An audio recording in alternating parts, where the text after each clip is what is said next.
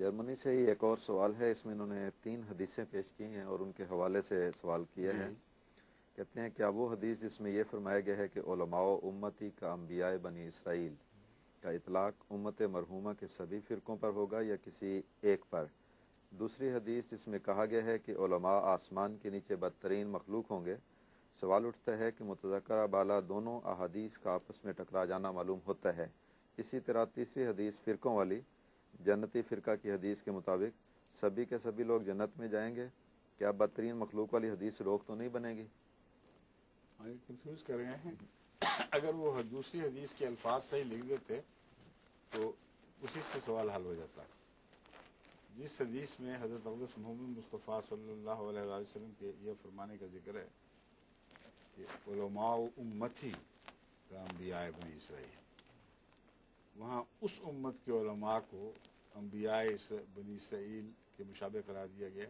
کہ امتی ہے، یعنی حضرت کی اپنی طرف اشارہ کر کے فرماتے ہیں میری امت۔ اور جہاں ان بدبختوں کا ذکر ہے جن کے متعلق فرمایا شر من تحت عظیم السماء، آسمان کے نیچے سب سے بدترین مخلوق، وہاں فرمایا علماؤہم شر من تحت عظیم السماء، ان لوگوں کے علماء آسمان کے نیچے بدترین مخلوق ہوں گے، اپنے سے تعلق ہی کاٹ دیا ہے۔ اور جو تیسری حدیث ہے وہ انہی کے متعلق ہے جو رسول اکرم صلی اللہ علیہ وآلہ وسلم سے دانستہ یا نادانستہ تعلق کاٹ بیٹھتے ہیں۔ 72 فرقوں والی حدیث، ایک تو اس حدیث کے الفاظ بتا رہے ہیں کہ ان لوگوں کا ذکر ہے جو عملاً تعلق کاٹ بیٹھے ہیں، ورنہ ان کو رسول اکرم صلی اللہ علیہ وآلہ وسلم ناری نہیں فرما سکتے تھے۔ یہ کیسے ممکن ہے کہ حضرت اقدس محمد مصطفیٰ صلی اللہ علیہ وآلہ وسلم کسی فرقے کو اپنی طرف منسوب کر کے اپنے ساتھ جڑا ہوا بھی قرار دیں اور پھر ناری بھی قرار دیں؟ تو وہ حدیث بہت انذاری حدیث ہے۔ اس کا مطلب یہ ہے کہ ایک زمانہ آئے گا کہ بھاری اکثریت مسلمانوں کی عملاً حضرت اقدس محمد مصطفیٰ صلی اللہ علیہ وآلہ وسلم سے اپنا تعلق کاٹ چکی ہوگی، اور ایک ایسی جماعت ہوگی جس نے نہیں کاٹا ہوگا، جو بلکہ اثر نو تعلق جوڑنے والی ہوگی۔ یہ کون سی جماعت ہے؟ اگر ایسی جماعت ہے تو لازماً وہ جنتی ہے، یہ تو بڑی واضح بات ہے۔ لیکن یہ سوال ان کا کہ ان میں سے ہر ایک جنتی ہے، یہ غلط ہے۔ ناممکن ہے کہ کسی سچی جماعت کا ہر فرد جنتی ہو، کیونکہ اس دنیا میں جب سے سچی جماعتیں بنی ہیں، حضرت اقدس محمد مصطفیٰ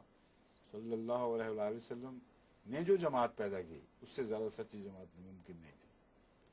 لیکن قیامت کے دن حوض کوثر پہ آپ یہ دیکھیں گے کہ ایک گروہ کو ہانک کر جہنم کی طرف لے جایا جا رہا ہے۔ آپ اس پر نظر ڈالیں گے اور فرمائیں گے کہ اصحابی اصحابی، یہ تو میرے صحابہ تھے، یہ تو میرے صحابہ تھے۔ تو جواب دیا جائے گا کہ آپ کو علم نہیں کہ جس طرح حضرت عیسیٰ کو جواب دیا گیا کا جواب ہے نا کہ مادو تفہیم فلما تفیتنی کنت انت رقیب علیہم، اس سے ملتا جلتا مضمون ہے کہ آپ کو علم نہیں کہ آپ کے وصال کے بعد ان لوگوں نے کیا روش اختیار کر لی۔ تو اگر صحابہ کے متعلق بھی 100% ضمانت نہیں کہ ان میں سے ہر ایک جنتی ہوگا، یعنی جن کو صحابہ رسول اللہ صحابہ سمجھتے تھے، تو اس لیے یہ کہنا کہ کوئی فرقہ کوئی جماعت جو بعد میں آئی ہے اور بعد میں آ کر وہ صحابہ سے ملائی گئی ہے، وہ ان سے افضل ہو جائے گی، ناممکن ہے۔ کیونکہ قرآن کریم نے جہاں بہت اعلیٰ درجے کی جنتوں کا ذکر کیا ہے، وہ ان لوگوں کے لیے ہے جو ثلۃ من الاولین و قلیل من الآخرین، آخرین میں سے وہ کم ہیں اور اولین میں سے زیادہ ہیں۔ بس صحابہ کا جو بہت اعلیٰ مرتبہ ہے، اس میں تناسب کے لحاظ سے پہلے دور میں زیادہ کثرت ہے اے والوں کو، جس طرح یہاں انگلستان میں ہوتے ہیں نا، ایز ملتے ہیں، بیز ملتے ہیں، اے بیز ملتے ہیں، تو قرآن کریم نے بھی اس طرح اے بی بیز دی ہیں، اور بعضوں کو ایف بھی دیا، یعنی فیل ہو گئے۔ تو فرماتا ہے کہ جو پہلے دور کے لوگ ہیں اولین کے، ان کو ان کی کوالٹی کے لحاظ سے سب سے زیادہ ان میں سے نمبر پانے والے پیدا ہوں گے، اور آخرین میں بھی اسی شمار کے لوگ پیدا ہوئے، مگر نسبتاً کم۔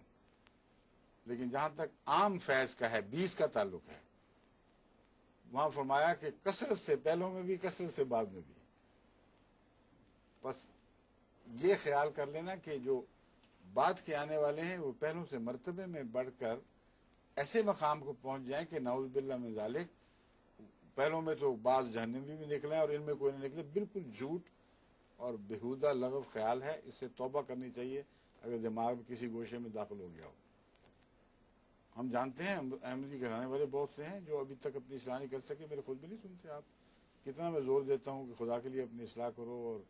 بہتر ہو، اور ہم بھی کوشش کر رہے ہیں، آپ بھی کوشش کریں، ہر شخص کا فرض ہے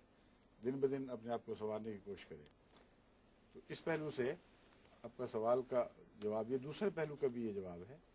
کہ سارے جہنمی نہیں ہو سکتے، ناممکن ہے۔ کسی کا صحیح اور غلط ہونا الگ مسئلہ ہے، جہنمی ہونا الگ مسئلہ ہے۔ قرآن کریم نے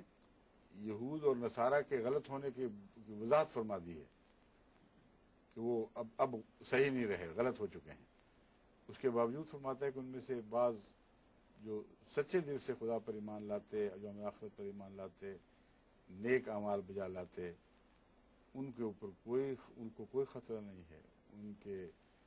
سے اللہ وعدہ فرماتا ہے، اللہ پر فرض ہے ان کو اعلیٰ مرتبے عطا کرنا ہے، جنتوں میں اجر عظیم عطا کرنا۔ یہ اس مضمون کی آیات موجود ہیں۔ تو یہ بات، اس سے یہ ثابت تو نہیں ہوتا کہ عیسائی بھی اسی طرح سچے ہیں جس طرح مسلمان سچے ہیں۔ مراد یہ ہے کہ کوئی فرقہ بھی خواہ جھوٹا ہو چکا ہو، اس بات سے خالی نہیں ہے کہ اس میں انفرادی طور پر بعض لوگ نیک پیدا ہو جائیں، اور جو خدا کی نظر میں نیک ہوں گے وہ ان کو جہنم میں نہیں ڈالے گا۔ یہی مضمون ہے جو 72 فرقوں پر بھی عائد ہوتا ہے۔ میں ہمیشہ وضاحت کیا کرتا ہوں، یہ میں مان ہی نہیں سکتا کہ قرآن کریم غیر مسلموں میں سے تو بعض کو غیر مسلم کہتے ہوئے بھی جنت کی بشارت دے دے، اور مسلمانوں کے 72 فرقوں کو کلیتاً بلا استثناء جہنم میں ڈالنے کا ذکر ملے۔ یہ ہو ہی نہیں سکتا، یہ عمومی بات ہے، مطلب ہے غلطی خود نہ ہے، اکثر وہ غلط ہیں۔ جو جہنمی فرقہ ہے اس سے مراد ہے اس کے جو عقائد بگڑ چکے ہیں، اعمال بگڑ چکے ہیں، اور بحیثیت بگڑے ہوئے اعمال یا بگڑے ہوئے عقائد، ان پر مجموعی فتویٰ یہ دیا جا سکتا ہے کہ یہ جہنمی لوگوں کا طور طریقہ ہے، اس سے زیادہ اس کے معنی نہیں۔